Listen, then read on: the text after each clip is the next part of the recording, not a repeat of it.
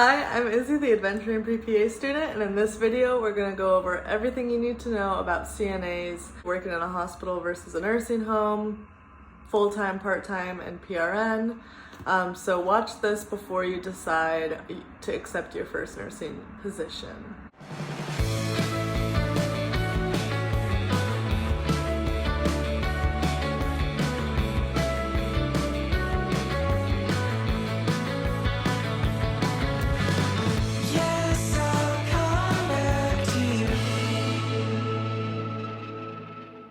Let's go ahead and talk about full-time versus part-time versus PRN. This is something I was not familiar with when I first got hired, and I had to research this. So full-time usually means you're working 3 12-hour shifts per week. The pro of doing this is that you get benefits included, so health insurance, maybe even dental and vision. That depends on your company that you're getting hired with. And you get retirement benefits, and you get PTO and UTO, which is paid time off and unpaid time off. The exact number of days you can take per year is going to vary. You'll research that once you get the offer. But keep that in mind. That can be nice if you're trying to plan like a longer vacation. You have guaranteed time off. But I would only recommend full-time if you're not in school, if this is like where you're fully dedicating your time towards. I would not recommend full-time if you're just like any job. I wouldn't recommend a full-time job if you're still in school and stuff. Next up, we have part-time. Part-time is 2 12-hour shifts a week, and it includes some benefits. Like you get some PTO, some UTO, and at most places you won't get health insurance. And you might get a retirement account and retirement benefits. I think it's definitely doable to work part-time as a full-time student, but if I were you, again, I'm biased because this is what I'm doing, but I worked PRN as a full-time student, and I thought that was the sweet spot because the nice thing about PRN is you can work anywhere from the bare minimum, from just 16 hours every 2 weeks, up until like overtime. Like you have the option. The one con of my PRN position is that I only get 1 UTO every 6 months. But the other nice thing about PRN is if I have to work 16 hours every 2 weeks, I could schedule it strategically so that I work 2 night shifts at the beginning of one pay period. So then the rest of those 2 weeks I could have off. And then I work the last 2 shifts of the following pay period. So I could have almost 4 weeks off in a row. That's why even after I graduated, I decided to stay PRN, even though my boss offered me full-time, because I really liked that flexibility that I have. Another thing that you might not know, it might not be true for every hospital, but at mine, I can pick up 4, 8, or 12-hour shifts. So even if with your school schedule, maybe you have a class at like 10 in the morning, you could possibly still pick up to work from 11 a.m. to 7 p.m. You don't have to work the whole 7 a.m. to 7 p.m. I was surprised that my job offered me retirement benefits as PRN. I thought they would only offer that to full-time, but I actually have a 401A and a 401B account. So my hospital actually matches a certain percentage of whatever I put into my retirement account. They'll match, I think they match 3% up to 4% of my total paycheck. So I highly recommend you look into that. I cannot emphasize that enough. I've been listening to the Money Guys podcast. I'll link it below if I remember. And it just talks about the importance of investing early. So I started investing like 40%. I was super aggressive. 40% of my paychecks into my retirement account because I had a scholarship while I was in school that was covering my cost of living. And my rent was pretty cheap as well. So I highly recommend, especially whether you're young or older, just like invest, because $1 now at my age is going to be worth like 60, at least 60, more like $80 by the time I retire. So compound interest is your best friend. So definitely if your job offers a retirement account, take advantage of it, research it a little bit. I really want to drive that point home. Let's talk about other tips I have. So getting your foot in the door is often the hardest part. I remember I applied to so many positions. I applied to nursing homes, to different hospitals, different units within the same hospital, and it took me like 3 months to hear back from any of the places I applied to. And a lot of places want you to have experience, which can be tough. So if there's a teaching hospital nearby that's associated with a university, that's super helpful because they are known to kind of teach. They're teaching hospitals and they might not require as much experience. So look into that.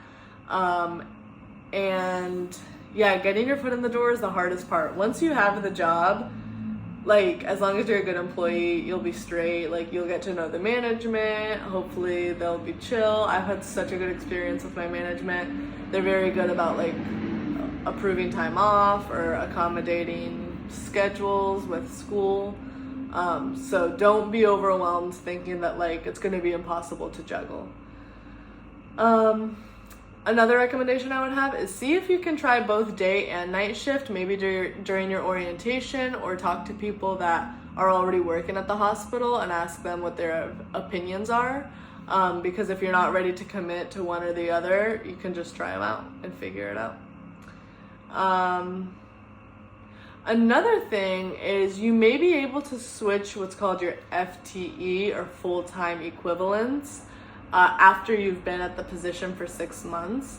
So for example, I was hired PRN. FTE just means like what were you hired as, part-time, full-time, or PRN. So I was hired as PRN. After the 6-month mark of me being hired, I could have probably chosen to go full-time if I wanted to. So even if you start as one, see if you could talk to management and change to another. Another thing I didn't know of before I started working at a hospital was that some patients will be put on a medical hold or be Baker acted, which is if they go in for like a suicidal precaution, it'll require that staff sits with them one-on-one, like 24 hours a day monitoring, just to make sure that they don't follow through with their suicidal ideations. So that's another kind of shift that you can pick up, even if you are working like full time. Maybe you could pick up a 4th shift sitting for a patient on your unit, and you just have to chart on them every 15 minutes. So that's definitely less labor intensive than working as a CNA. You're not running around for 12 patients, you're just sitting in their room. So that's something to keep in mind. So another thing, nursing home versus a hospital. I have never worked in a nursing home, so I'm giving you the hospital perspective of everything. But just something I would say that you should keep in mind is does the nursing home have the same benefits in terms of retirement benefits? I'm not sure. That's something to look into. They might not, because hospitals are like big corporations, you know, so I think they're more likely to offer retirement benefits. Another thing to keep in mind is if you're doing a CNA position as a learning opportunity, I feel that you would have more learning opportunities in a hospital because you're seeing more health professionals, doctors, PAs, RTs, OTs, PTs, case managers. They're all, you know, in the environment.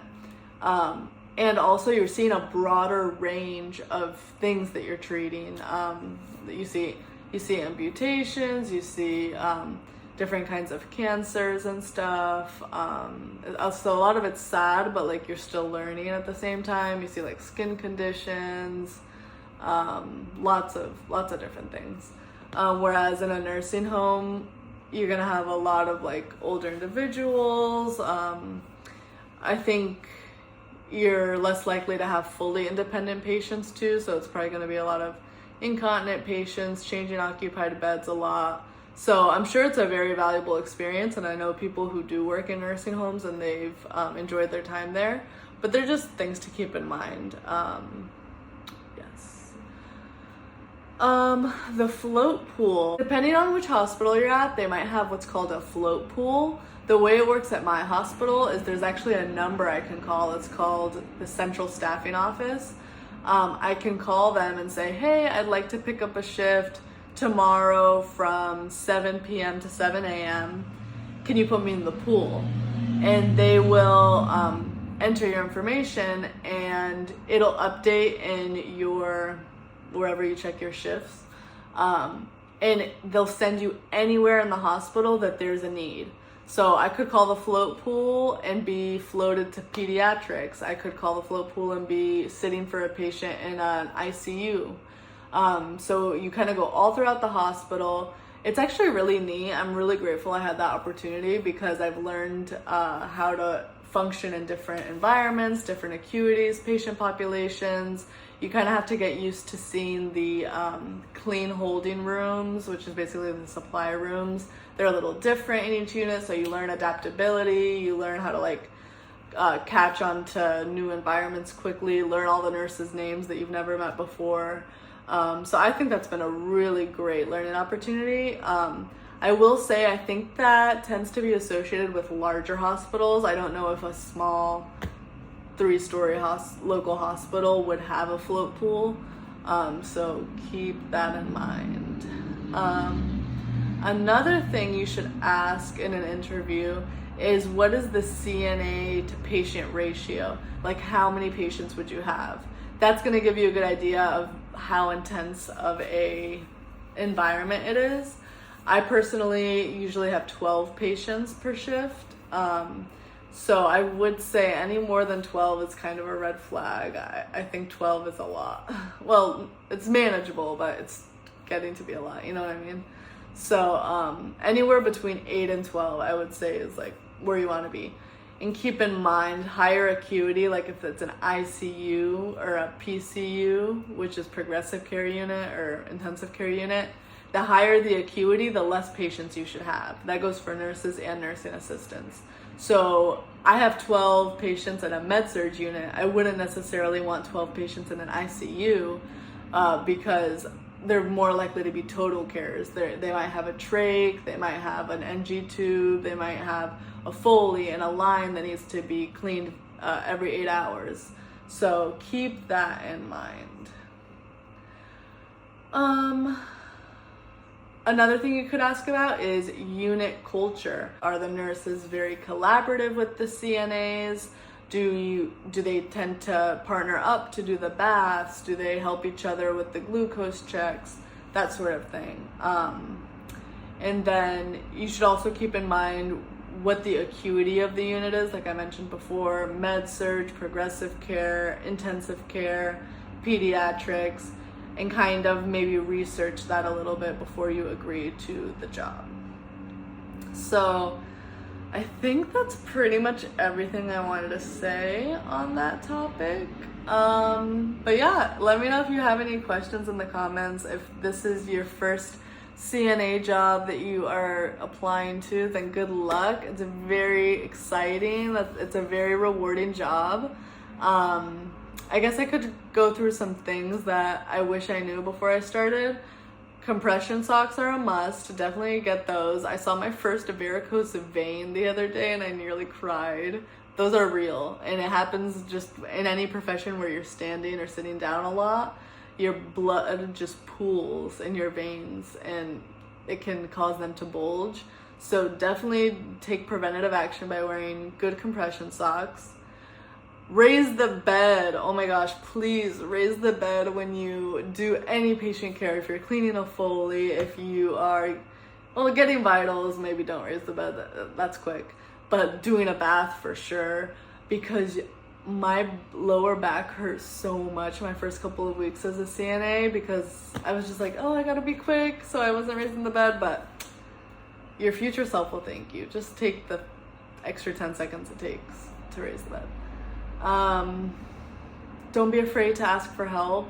I used to feel so guilty if I was cleaning a patient and like they weren't rolling very well. I would try to like roll them with one hand and wipe with the other, but like, don't do that to yourself. It's okay to ask for help. Ask the other CNA that's working, ask the nurse for that patient, even maybe the support tech if they're free. Like, it is a group effort. You're not supposed to be able to do everything by yourself.